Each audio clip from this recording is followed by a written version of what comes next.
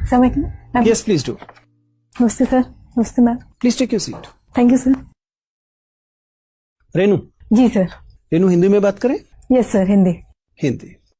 तो रेनू, बिना अपने नाम को दोहराए, जी अपनी जाति या अपने समुदाय का कोई उल्लेख किए बिना अपना परिचय दीजिए। सर, मैंने स्कूलिंग अपनी केंद्रीय विद्यालय अलीगंज लखनऊ से कंप्लीट किया है और B Tech mechanical engineering from Babu Banarasi Das national institute of mechanical engineering complete किया है 2013 में। और रिसेंटली मैंने दिल्ली स्कूल ऑफ इकोनॉमिक्स से मास्टर इन ज्योग्राफी कंप्लीट किया है और जेआरएफ क्वालिफाई हूँ और पीएचडी के लिए एनरोलमेंट के लिए फर्दर कोशिश कर रही हूँ। आप मैकेनिकल इंजीनियरिंग करके आई हैं और मास्टर्स आपने ज्योग्राफी में किया। जी। जनरली मतलब मुझे खुशी हुई कुछ लोगों ने ऐसा किया, बट सामान्यतः ये एक ट्रेंड नहीं है। ये आपने इसलिए किया क्योंकि आपको अपने करियर को लेकर भयानक कंफ्यूजन है, या इसलिए किया कि आपको करियर को लेकर बहुत ज्यादा क्लैरिटी है? सर, मैं इसे क्लैरिटी ही कहूंगी क्योंकि क्लैरिटी मैं मानता क्लैरिटी, अगर आप इस समय ये इंटरव्यू देने न आई होती जी, अगर आपका एकेडमिक आपको ये टर्न अपने व्यक्तित्व का पहचाना होता आपने और आप उस दिशा में जा रही होती तो खुशी होती, लेकिन आप इस परीक्षा को भी दे रही है जो बताता है कि ये क्लैरिटी नहीं है। सर, बीटेक मैकेनिकल इंजीनियरिंग करना एक जॉब सिक्योरिटी के लिए था, बट उसके बाद जब मैंने यूपीएससी की तैयारी की तो मुझे लगा कि मैं एक अपने पर्सनल लाइफ में भी एक बेस्ट कर सकती हूँ। ओवरऑल मैं जो लोगों के लिए जो ग्राउंड लेवल पे हूँ वो काम कर सकती हूँ डिफरेंट सेक्टर में। इसलिए आप सिविल की तरफ जी गई। सर। फिर आप मास्टर्स ज्योग्राफी की तरफ क्यों गई? सर क्योंकि आपने जेआरएफ क्यों दिया? आप पीएचडी क्यों करने जा रही है? सर क्योंकि ऑप्शनल मेरा ज्योग्राफी था तो मैं 3 साल लगभग प्रिपरेशन में दे चुकी थी। मुझे लगा कि मुझे अब एकेडमिक्स में थोड़ी कोशिश करनी चाहिए और मैंने फिर एंट्रेंस दिया तो मेरा एडमिशन हो गया दिल्ली स्कूल ऑफ इकोनॉमिक्स में, तो मैंने उसको फर्दर प्रोसीड किया। मुझे ये बताइए कि आपने तो थोड़ा बहुत इंजीनियरिंग की है तो वहां पर भी आपको सर्वेइंग करनी पड़ी होगी। जी सर, बिल्कुल। आपने मास्टर्स किया है, उस दौरान भी आपको सर्वेइंग करनी पड़ी होगी। क्या डिफरेंस होता है जब हम कार्टोग्राफी के लिए चेनिंग रेंजिंग या सर्वेइंग करते हैं ज्योग्राफी में, और जब हम इंजीनियरिंग के लिए सर्वेइंग करते हैं? सर बेसिकली जो मैकेनिकल इंजीनियरिंग और ज्योग्राफी में डिफरेंस था ये कि मैकेनिकल इंजीनियरिंग मशीनिंग पे हमें ज्यादा ध्यान देना था, जहां हमारा physical as well as mental दोनों ही काफी स्ट्रांग एक पर्सपेक्टिव निकाल के लाना था। वहीं यहाँ कार्टोग्राफी में हम कंप्यूटर डिजाइनिंग और कंप्यूटर रिलेटेड डेटा कलेक्शन और जो डेजर्टेशन में बात करें तो लोगों से रिसर्च के थ्रू हम काफी इंटरेक्ट करते हैं, तो ये दो डिफरेंट था। वहां मशीन में था और यहाँ पे हमारा लोगों के बीच में इंटरेक्शन था। आपने विषय रखे हैं भूगोल और डिफेंस। जी सर। Defence study. मुझे बताइए, what is the concept of total war?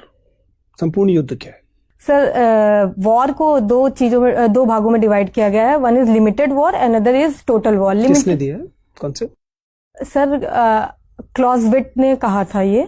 क्लॉजविट ने के according limited war and total war. Limited war तब होती है जब हम केवल सर्टेन रिसोर्सेज यूज करते हैं, जिसमें केवल आर्मी हो, नेवी हो और हमारे रिसोर्सेज जो हो वो यूज होते थे। लेकिन टोटल वॉर में हम कहते हैं कि एक पिन जो रिसोर्स हो वो भी यूज कर दे, जिसमें हमारा साइकोलॉजिकल हो, ह्यूमन हो, मिनरल्स हो, ओवरऑल रिसोर्सेज जो हैं हम यूज करते हैं टोटल में। एज ए वुमेन, जब आप युद्ध के बारे में पढ़ रही हो तो मुझे बताइए कि is it true, they are feminist writers who have written all around the world, कि युद्ध हमेशा स्त्री विरोधी होता है?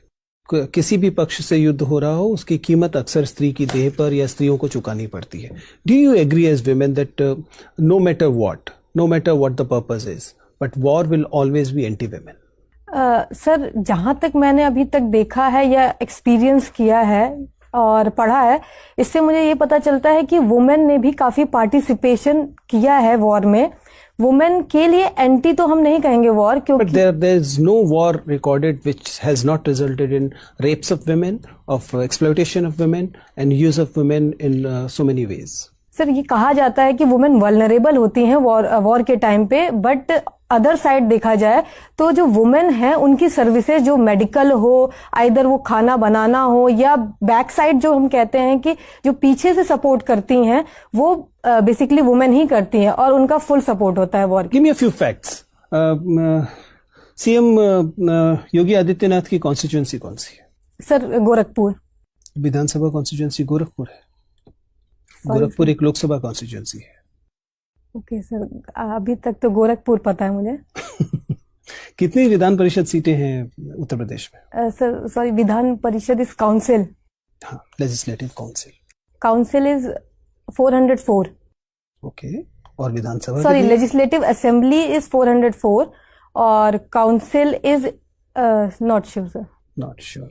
मुझे बताइए कि राज्यसभा में कितने सदस्य उत्तर प्रदेश से आते हैं? 31 सर। और उत्तर प्रदेश की विमेन हेल्पलाइन का नंबर क्या है? 1091। और सीएम हेल्पलाइन का नंबर क्या है? नॉट, नो सॉरी सर, नहीं पता। चाइल्ड हेल्पलाइन का नंबर क्या है? नहीं पता। उत्तर प्रदेश में एम्बुलेंस का नंबर क्या है? 112। उत्तर प्रदेश में फायर का नंबर क्या है? Fire brigade? 101। Thank you sir. Mechanical engineering किया है आपने? जी सर। ये MPFI इंजन क्या होता है भाई? सही sir. MPFI engine. MPFI engine, ऐसा कुछ पढ़ा था? यस सर, ये एक इंजेक्शन, पेट्रोल या डीजल के इंजेक्शन का मेथड है। क्लियर नहीं अभी मुझे। क्लियर नहीं। हाँ लैटिट्यूड को डिफाइन कीजिए। सर। लैटिट्यूड सर ये एक इमेजिनरी और आर्टिफिशियल हम लाइन कह सकते हैं जो कि ग्लोब पे बना हुआ है, और ये हमारा हॉरिजेंटल को रिप्रेजेंट करता है। आपने पोस्ट ग्रेजुएशन किया है? जी सर। रिसर्च स्कॉलर हैं, JRF हैं, थोड़ा और टेक्निकल वे में बताइए। Sir it is a imaginary line which is drawn on the globe और अर्थ। कुछ एंगल से इसका रिलेशन है कहीं पे? ये एंगुलर कुछ ऐसा रिलेशन है? हाँ सर, लैटिट्यूड जो हमारा इक्वेटर पे है वहां पे मैक्सिमम होता है, जब धीरे धीरे नीचे जाते हैं। चलिए, अच्छा प्राइमरी और सेकेंडरी वेव के बारे में बताइए। Primary and secondary wave. तो प्राइमरी वेव, सेकेंडरी वेव दोनों अर्थक्वेक के सेस्मिक वेव से हम कंसीडर करते हैं। नेचर में कैसे डिफरेंट है, बस ये बताइए। सर प्राइमरी वेव में दो मेन वेव हैं, जिसमें एक हमारा रिले वेव है, दूसरा लव वेव है। सेकेंडरी में हमारा जो है अनुप्रस्थ तरंगे और अनुदैर्ध्य तरंगे होती हैं, सुना है आपने? सर हिंदी नहीं पता। ट्रांसवर्स और लॉन्गिट्यूडनल शायद कहते हैं वेव्स। जी, ट्रांसवर्स सर हमारा जो है वो परपेंडिकुलर होता है, लॉन्गिट्यूडनल हमारा। P और S वेव किस टाइप की वेव्स हैं? सर सॉरी, आप तो पूरा एकदम फिजिक्स वगैरह पढ़ा होगा आपने। जी सर, बैकग्राउंड है आपका। अभी रिवाइज नहीं किया। अच्छा, रिलेटिव ह्यूमिडिटी क्या होती है और इसका प्रेसिपिटेशन से क्या रिलेशन है? सर दो काइंड की ह्यूमिडिटी है, जिसमें रिलेटिव एज कंपेयर टू अगर हम एटमॉस्फेयर में देखें तो एक सैचुरेशन लेवल पे आ जाता है, तो वो नॉर्मल एटमॉस्फेयर और फिर आप इधर उधर घुमा रही हैं। अच्छा बताइए, no first use policy change कर देनी चाहिए कि नहीं? पहले हाँ नहीं में जवाब दीजिए, उसके बाद अपने पक्ष में तर्क दीजिए। हमें no first use policy change कर देनी चाहिए। क्यों? क्योंकि सर हम देखें तो वर्ल्ड में दो ही कंट्रीज हैं जो नो फर्स्ट यूज पॉलिसी पे काम कर रहे हैं, एक चाइना और एक इंडिया। लेकिन जिस तरह से थ्रेट हमारे इंडियन कंट्रीज पे है, इंडिया कंट्री पे है, वो हमारे नेबरिंग कंट्री जस्ट पाकिस्तान और चाइना है, तो हमें उनको एक साइकोलॉजिकली वॉर के अगर देखा जाए उसको चेंज करने के लिए नो फर्स्ट यूज पॉलिसी जो है चेंज करनी चाहिए। अच्छा, इस समय हमारे पड़ोसी देशों में सबसे अच्छे रिलेशन किसके साथ हैं और सबसे बुरे पाकिस्तान को छोड़कर? एक एक नाम बताइए बस। सर सबसे अच्छे हम कह सकते हैं नेपाल, बांग्लादेश। फिर मैं कह रहा हूं आप भटक क्यों रही हैं? आप कन्फाइंड रहिए मेरे क्वेश्चन पे। एक सबसे अच्छे पड़ोसी देश और सबसे बुरे रिलेशन जिसके साथ हैं पाकिस्तान को छोड़कर। सर सबसे अच्छे हमारे नेपाल के साथ हैं और सबसे बुरे हमारे चाइना के साथ हैं। अच्छा, महिला होने के नाते आपकी क्या स्ट्रेंथ है और क्या वीकनेसेस हैं? दो जल्दी से बता दीजिए। सर स्ट्रेंथ ये है कि मैं फ्लेक्सिबल हूँ किसी भी डिपार्टमेंट में। महिला होने के नाते कुछ पर्टिकुलर स्ट्रेंथ है? जी सर बिल्कुल। हाँ, क्या है? एक वो मैं